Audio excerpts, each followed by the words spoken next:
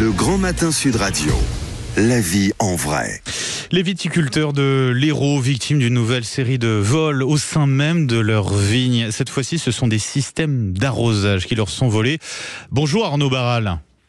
Bonjour. Et merci d'être avec nous ce matin. Vous êtes président de la cave coopérative Les Trois Grappes au Pouget. C'est situé entre Montpellier et l'Odève. Arnaud Barral, des vols de systèmes d'arrosage. Racontez-nous, c'est si facile que ça, voler?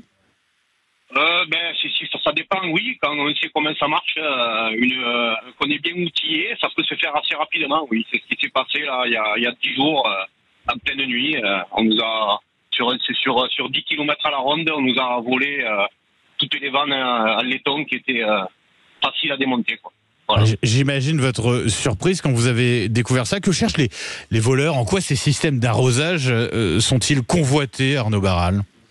Je pense que c'est surtout pour le métal. Hein. C'est surtout voilà, on nous a surtout volé tout ce qui est métallique. Hein. Tous les raccords plastiques ont été laissés sur place, hein, et on nous a volé tout ce qui est métallique. J'imagine, Arnaud Barral, que les conséquences, elles sont très lourdes. C'est une catastrophe pour les vignobles, pour vos vignobles. C'est problématique parce que c'est difficilement assurable ce système, puisque c'est au coin de nos parcelles, donc il n'y a pas de système d'antivol, et puis il faut tout remettre en place parce que la saison n'est pas finie. Vu la météo qu'il y a, il faut continuer à arroser, donc ça demande une charge de travail supplémentaire et une charge financière pour ceux qui ont été victimes de vol, surtout. Du travail en plus, c'est si facile que ça à remplacer ces systèmes d'arrosage, et combien ça coûte aussi, parce que vous l'avez dit, Arnaud Barral, ça a un coût. C'est un coût parce que c'est quand même là... c'est des vannes, des fois, qui peuvent aller entre 30, 40 ou 50 euros, quand même. Donc, quand on a un système de vannage sur des endroits où il y en a une dizaine de vannes, la facture monte assez vite, quand même. Voilà. Et d'autant que c'est pas la première fois que vous subissez des vols dans vos vignobles. On vous a aussi volé notamment des cuves de récupération d'eau de pluie, c'est ça? Oui, tout à fait, ouais. C'est surtout pour les maraîchers. Ça s'est arrivé au printemps. J'ai des collègues maraîchers qui avaient des cuves des récupérateurs d'eau, donc pour faire une réutilisation d'eau de pluie.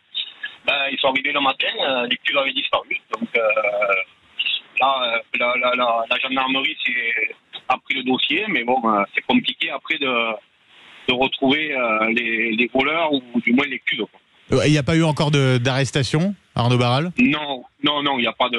C'est très compliqué parce qu'il n'y a pas d'immatriculation sur ce genre de matériel, donc pour retrouver le matériel, c'est très compliqué. Là, on a eu la semaine dernière, la gendarmerie de l'Hérault a fait une opération nocturne avec des équipes au sol, des hélicoptères équipés de caméras infrarouges pour essayer de détecter les personnes dans la nuit, mais bon, c'est très compliqué. Ça veut dire qu'en tout cas, la gendarmerie met les gros moyens tout de même pour essayer de retrouver ces voleurs, Arnaud Barral.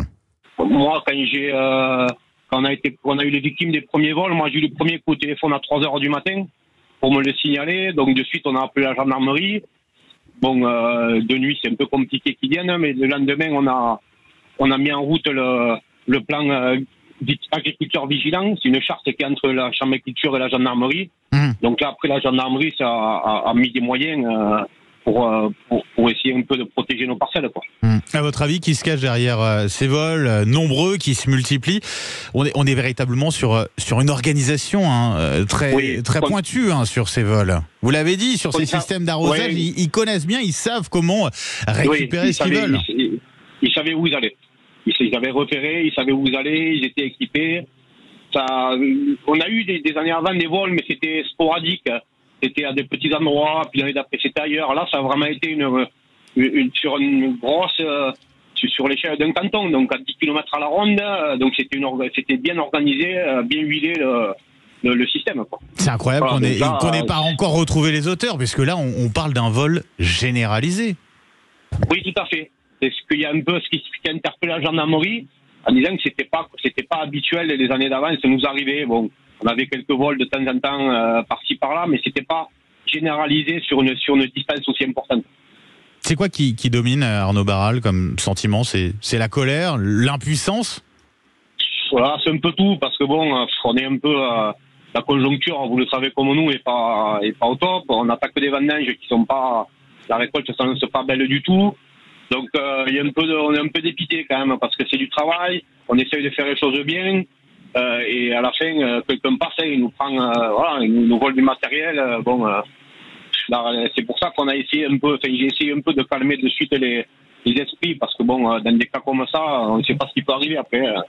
Des mauvaises réactions, on ne sait pas sur qui on tombe, et donc il a fallu un peu calmer les esprits, mais un peu dire à nos collègues agriculteurs que la gendarmerie est là. Parce qu'il y en a qui veulent se faire justice eux-mêmes, quoi, en gros.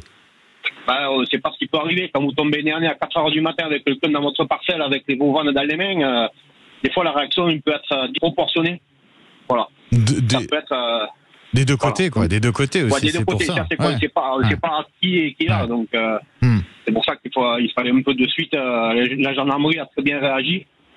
Tous les pelotons de gendarmerie du secteur ont très bien réagi et ont fait en sorte que, même s'ils n'ont pas, ils n'ont pas attrapé les personnes, mais au moins, ils leur ont fait comprendre qu'il fallait partir. Voilà. Arnaud Barral, merci d'avoir été avec nous ce matin sur Sud Radio. Je rappelle, vous êtes président de la CAF coopérative Les Trois Grappes dans l'Hérault du côté de Pouget. Merci à vous et bon courage surtout pour la suite.